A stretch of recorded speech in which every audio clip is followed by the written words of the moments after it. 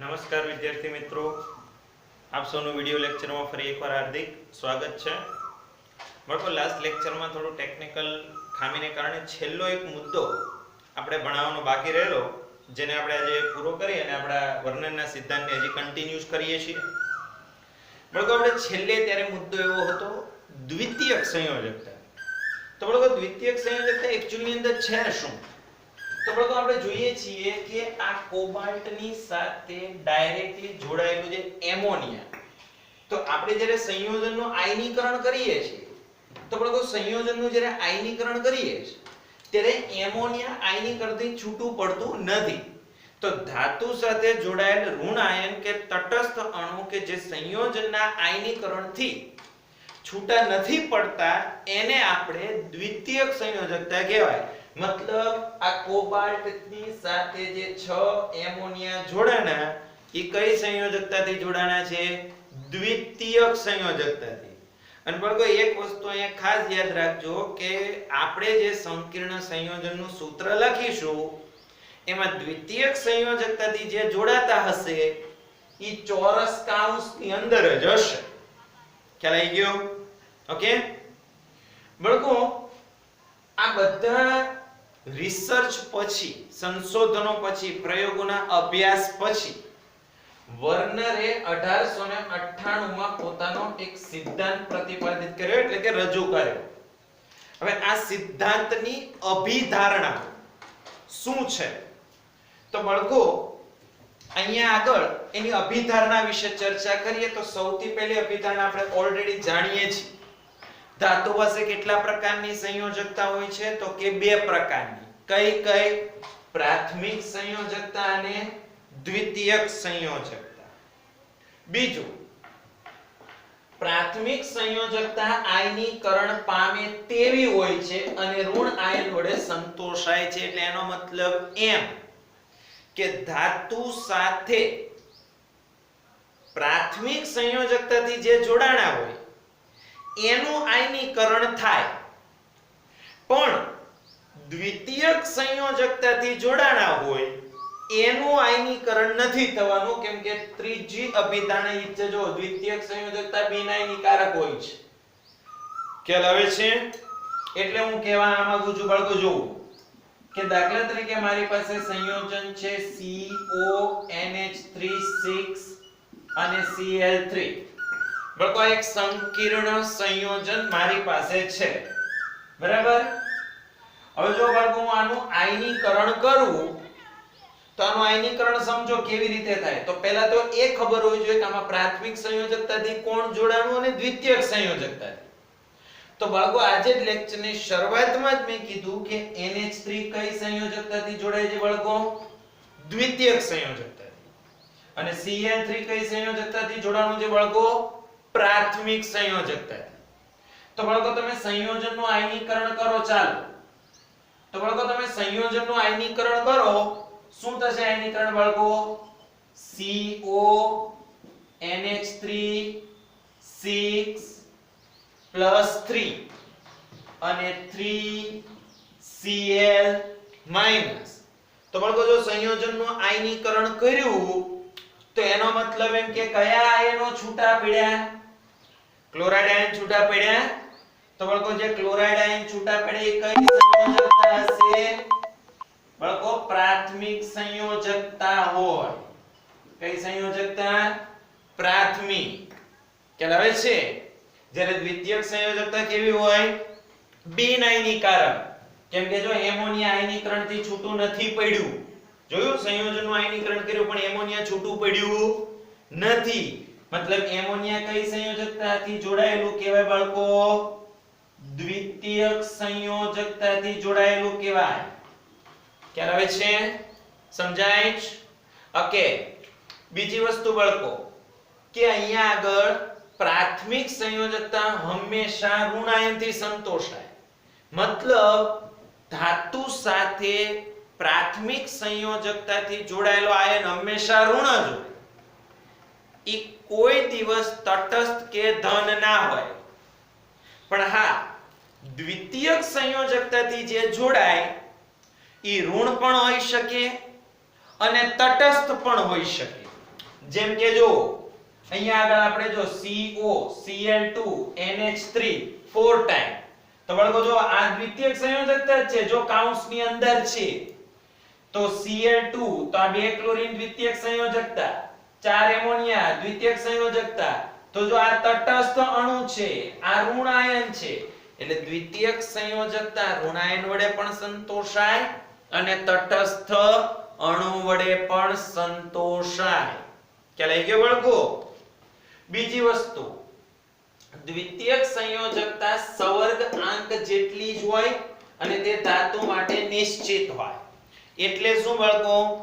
તો કે બાળકો ધાતુ સાથે ડાયરેક્ટલી જોડાયેલા પરમાણુ, અણુ કે આયનોનો જે આંક હોય એનો સવર્ગાંક કહેવાય. કેમ? દાખલા તરીકે આપણે એક Na+ હોય તો એની આજુબાજુ 6 Cl- ગોઠવાયેલ હોય એના સ્ફટિકમાં, બરાબર? તો એનો મતલબ એમ થયો કે Na+ નો સવર્ગાંક કેટલો? 6. ખ્યાલ આવે છે? એટલે કે કોઈ પણ ધાતુ આયન સાથે સીધા જ જોડાયેલા, બરાબર, ઋણ આયન કે તટસ્થ અણુઓની જે સંખ્યા હોય એ એનો સવર્ગાંક કહેવાય. તો હંમેશા દ્વિતીયક સંયોજકતા સવર્ગાંક જેટલી હોય. ખ્યાલ આવે છે? તો બાળકો અહીંયા આગળ તમને ક્યારેક એવો ક્વેશ્ચન પૂછવામાં આવે કે ભાઈ જો CO NH3 તો ક્યારેક એવું પૂછાય કે કોબાલ્ટની દ્વિતીયક સંયોજકતા કેટલી? તો બાળકો કોબાલ્ટની દ્વિતીયક સંયોજકતા કેટલી? તો એવો પ્રશ્ન પૂછે તો નોર્મલ ક્વેશ્ચન છે. NH3 કેટલા જોડાના? 6. તો દ્વિતીયક સંયોજકતા કેટલી? 6. પણ બાળકો આ જ ક્વેશ્ચન ક્યારેક ક્રોસ કરીને પૂછે, ટ્વિસ્ટ કરીને પૂછે કે ભાઈ કોબાલ્ટનો સવર્ગ આંક કેટલો? તો બાળકો આમાં કોબાલ્ટનો સવર્ગ આંક પૂછે તો કેટલો કહેવાનો તમારે? 6 કહેવાનો. કેમ કે દ્વિતીયક સંયોજકતાથી જે જોડાય છે ઈ સંખ્યા સવર્ગાંક જ હોય, એટલે કે સવર્ગાંક અને દ્વિતીયક સંયોજકતા બેયની વેલ્યુ એક સરખી હોય. ખ્યાલ આવે છે? ઓકે. બીજી વસ્તુ બાળકો, આયન અથવા સમૂહ જે ધાતુ સાથે દ્વિતીયક બંધનથી જોડાય તે તેમની જુદી જુદી સવર્ગાંકને અનુરૂપ લાક્ષણિક અવકાશીય ગોઠવણી ધરાવે. એટલે શું બાળકો? તો કોઈ પણ તમે સંકીર્ણ સંયોજન લેશો બાળકો, તેમાં ધાતુની સાથે દ્વિતીયક સંયોજકતાથી ઋણ આયન કે તટસ્થ અણુ કાંઈક તો જોડાણા જ હશે. કોકમાં 4 જોડાય, કોકમાં 6 જોડાય, જે જોડાય. તો એનો મતલબ એમ કે ધાતુ બદલાઈ જશે એટલે એની દ્વિતીયક સંયોજકતા બદલાઈ જાય. મતલબ કહેવાનો મારો ભાવાર્થ શું બાળકો? કે ભાઈ કોબાલ્ટની દ્વિતીયક સંયોજકતા 6 હોય તો પછી એવું નક્કી નથી કે પેલેડિયમની 6 જોડી. ખ્યાલ આવે છે? એટલે કે કોબાલ્ટની દ્વિતીયક સંયોજકતા અને પેલેડિયમની દ્વિતીયક સંયોજકતા બે જુદી હોય. બેની દ્વિતીયક સંયોજકતા જુદી મતલબ બેનો સવર્ગાંક જુદો હોય. તો ઈ દ્વિતીયક સંયોજકતાથી જોડાયેલ જુદી જુદી સવર્ગાંકને અનુરૂપ લાક્ષણિક અવકાશીય ગોઠવણ ધરાવે. મતલબ હું કે દાખલા તરીકે હું એમ કહેવા માંગુ, જો અહીંયા કે કોબાલ્ટની સાથે NH3 6 છે, કોબાલ્ટની સાથે Na3 5 અને Cl છે એટલે સવર્ગાંક 6. કોબાલ્ટની સાથે Cl2 Na3 કેટલા? 4, સવર્ગાંક 6. આ બધા બાળકો અષ્ટફલકીય રીતે ગોઠવાય. કઈ રીતે? અષ્ટફલકીય. હવે અષ્ટફલકીય ગોઠવણ કેવી હોય આપણે આગળ જતા ડિસ્કસ કરીશું. એવી જ રીતે બાળકો જો નિકલની સાથે જો આ કોબાલ્ટ નથી, આ કાર્બોનિલ ગ્રુપ છે CO, રેડી?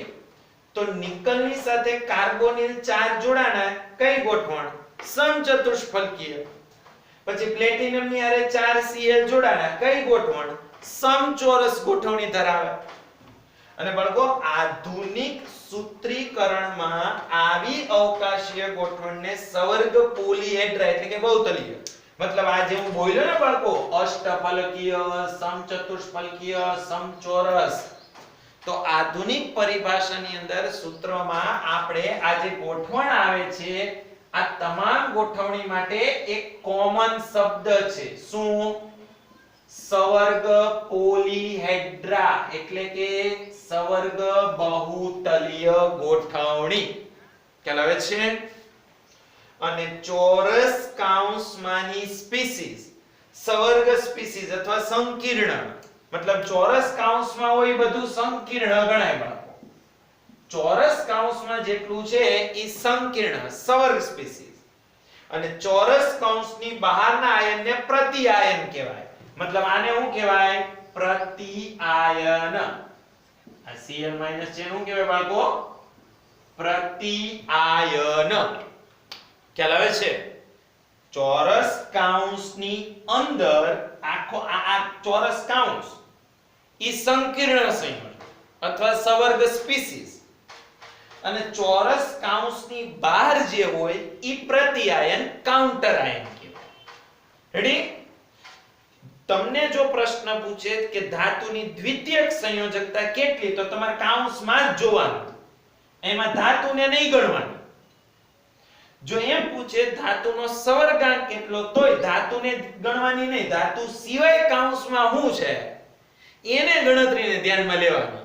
આગળ જતા સવર્ગાંક કેમ નક્કી થાય એ પણ શીખવાડીશ, પણ આ તો બેઝિક પરિચય અત્યારે આપું છું. અને બાળકો કૌંસની બહાર હોય હંમેશા પ્રાથમિક સંયોજકતા હોય ની પ્રતિઆયન ગણે. ખ્યાલ આવી ગયો? બીજું, તેમણે આગળ ઉપર, તેમણે એટલે વર્નરે આગળ ઉપર પ્રતિપાદિત કર્યું કે સંક્રાંતિ ધાતુ આયનોના સવર્ગ સંયોજનો અષ્ટફલકીય, ચતુષ્ફલકીય અને સમચોરસ ભૌમિતિક આકારો વધારે સામાન્ય છે. એટલે શું? તો કે મોસ્ટ ઓફલી સવર્ગ સંયોજનોની અંદર અથવા સંકીર્ણ સંયોજનોની અંદર તમને અષ્ટફલકીય, ચતુષ્ફલકીય અને સમચોરસ બરાબર છે એવા આકારો સૌથી વધારે જોવા મળવાના છે. ખ્યાલ આવી ગયો? ક્લિયર? એટલે કે મોસ્ટ ઓફલી આપણે આ ચેપ્ટર ભણશું એમાં તમે માર્ક કરજો અષ્ટફલકીય, સમતલીય, સમચોરસ, પછી સમચતુષ્ફલકીય, આવા આકાર આપણે વધારે આવવાના છે. એનો મતલબ એવો નથી કે બીજા આકાર નથી. ખ્યાલ આવે છે? સમજાય છે? ઓકે, તો આ આપણો હતો વર્નરનો સિદ્ધાંત કે જે અહીંયા આગળ પૂરો થાય છે. હવે બાળકો આના ક્વેશ્ચનની જો ચર્ચા કરીએ તો તમને ક્યારેક એવો ક્વેશ્ચન પૂછાય કે ભાઈ વર્નરના સિદ્ધાંતની અભિધારણાઓ જણાવો. તો બાળકો આપણે દોઢાને ત્રણ અભિધારણામાં આ 1, આ 2, આ 3 અને આ 4, બસ આ 4 અભિધારણા જ લખવાની. પણ જો તમને 4 માર્ક્સની અંદર એમ કીધું હોય કે વર્નરનો સિદ્ધાંત સમજાવો, તો બાળકો આપણે જે લાસ્ટ લેક્ચરમાં ભણ્યા એ અને આ બધું એમાં કન્ટિન્યુ કરવું પડે છે.